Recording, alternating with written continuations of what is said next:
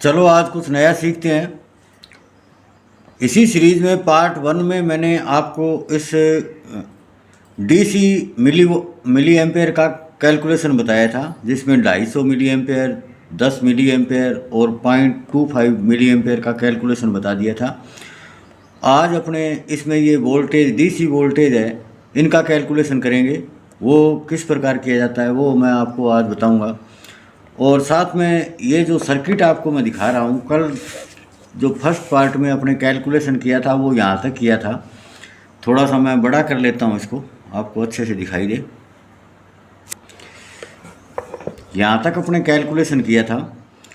इसमें आज अपने क्या कर रहे हैं कि यहाँ एक इसमें पोटेशियोमीटर लगा होता है।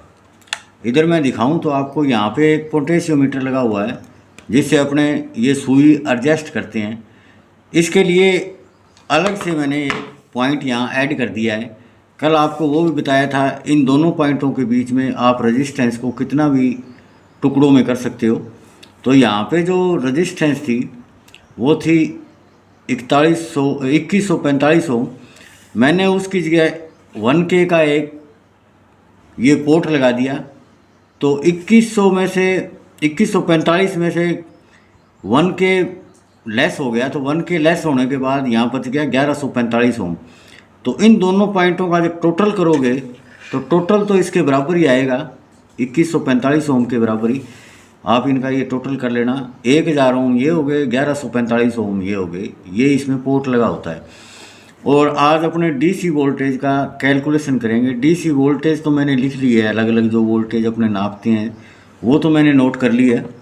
अब इन रेजिस्टेंस की वैल्यू अपने कैलकुलेट करेंगे। वो वैल्यू कैसे कैलकुलेट करेंगे उसके लिए थोड़ा सा समझ लेते हैं।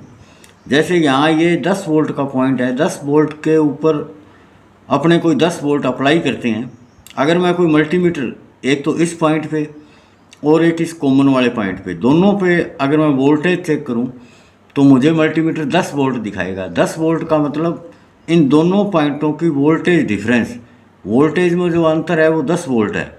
तो 10 वोल्ट का मतलब यहाँ पे 10 वोल्ट है, तो यहाँ पे कॉमन पे 0 वोल्ट है। तो यहाँ से 10 वोल्ट चलेगी, यहाँ कॉमन तक आते 0 वोल्ट हो जाएगी। तो उसमें रास्ते में ड्रॉप आएगा। तो इसमें रास्ते में कौन सा ड्रॉप करेगा? एक तो अपना ये सर्किट बना हुआ है, ये ड्रॉप करेगा। दूसरा ड्रॉप अपने इस रेजिस्टेंस से कराना है। अब अपने देखते हैं भी सर्किट से कितना ड्रॉप होगा।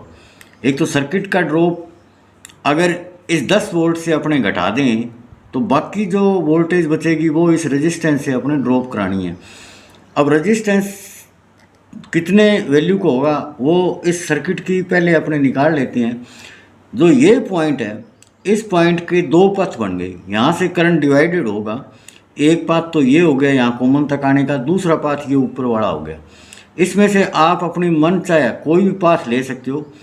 इस पाथ की टोटल रेजिस्टेंस और इस पाथ का करंट आप ले लेना और कैलकुलेशन कर लेना। चाहे इस पाथ की टोटल रेजिस्टेंस और इस पाथ का करंट दोनों मल्टीप्लाई करोगे तो वोल्टेज, इस सर्किट का वोल्टेज ड्रॉप आ जाएगा। वोल्टेज ड्रॉप V बराबर क्या होता है? IR, I into R। Voltage अपने को ड्रॉप आ जाएगा। तो अपने इस पथ की करंट मालूम है, क्योंकि ये गैल्वेनोमीटर की करंट है। तो I हमें मालूम है ही, तो V ज्ञात करने के लिए I तो है गैल्वेनोमीटर की करंट जो है 0.000177 इंटू रेजिस्टेंस। ये दो रेजिस्टेंस है इस पथ के अंदर, तो दोनों रेजिस्टेंस को ऐड कर देते हैं। ऐड करने पर जो वैल्यू आएगी, ऐड करने पर 342 और 565 ओम को ऐड करते हैं तो ये बनती है 907 ओम। अब मैं 907 ओम से इसको मल्टीप्लाई कर लेता हूँ तो V बराबर मेरा आ जाएगा 0.16 वोल्ट। यानी इस सर्किट ने इतनी वोल्टेज ड्रॉप की है। अब बाकी जो वोल्टेज है 10 वोल्ट यहाँ से चलेगी, यहाँ कॉमन तक आने में 0 वोल्ट रह जाएगी। सर्किट ने कर ली 0.16 वोल्ट ड्रॉप की है, तो बाकी रेजिस्टेंस से अपने ड्रॉप करानी है। तो वो देख लेते हैं रेजिस्टेंस से कितनी वोल्ट ड्रॉप करानी है। तो टोटल 10 वोल्ट है, उसमें से माइनस कर देते हैं जो अपने ये सर्किट की जो वोल्टेज ड्रॉप है वो माइनस कर देते हैं। तो -0.16 जब अपने इसको कैलकुलेट करेंगे तो वोल्टेज अपने पास बच के आ गई 9.84 वोल्ट। ये वोल्ट अपने इस रेजिस्टेंस से ड्रॉप करानी है, और इस रेजिस्टेंस से ड्रॉप कराने के लिए हमें इस आर की वैल्यू चाहिए।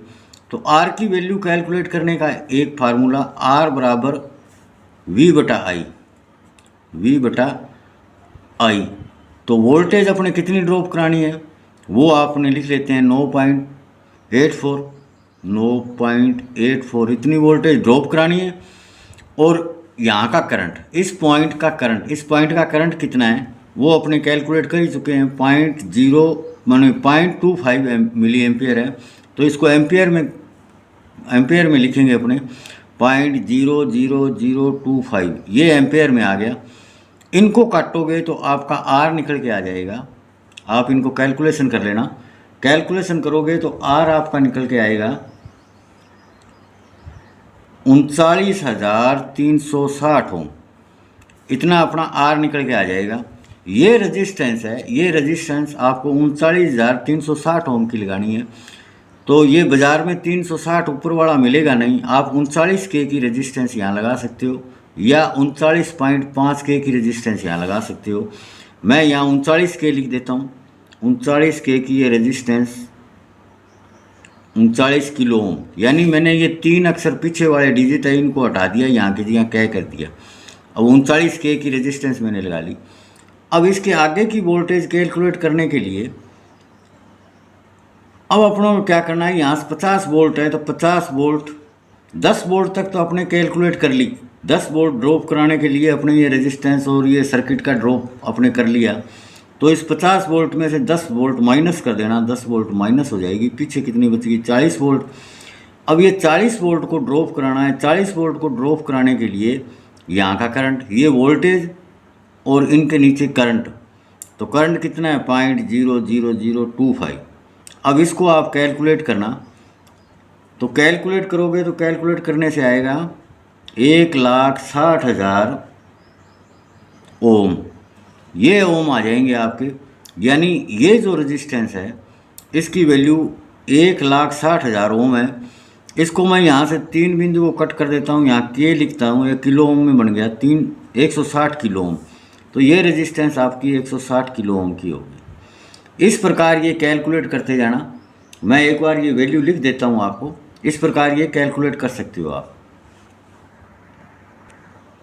अब मैंने ये सारी वैल्यू लिख दी है।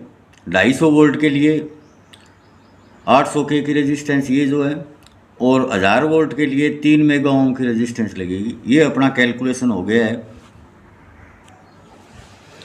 इससे आगे नेक्स्ट वीडियो में आपको AC का कैलकुलेशन बताऊंगा। AC का कैलकुलेशन कैसे होता है। ये DC का कैलकुलेशन था, DC वोल्ट के लिए। AC वोल्ट का इस प्रकार से कैलकुलेशन नहीं होगा, थोड़ा सा उसमें अंतर होगा। वो जब अपना नेक्स्ट वीडियो आएगा उसमें मैं पूरी डिटेल बता दूंगा अभी DC और AC में वो क्या अंतर है। तो ये जानकारी आपको कैसी लगी, अच्छी लगी तो लाइक करना, शेयर करना, सब्सक्राइब करना। धन्यवाद।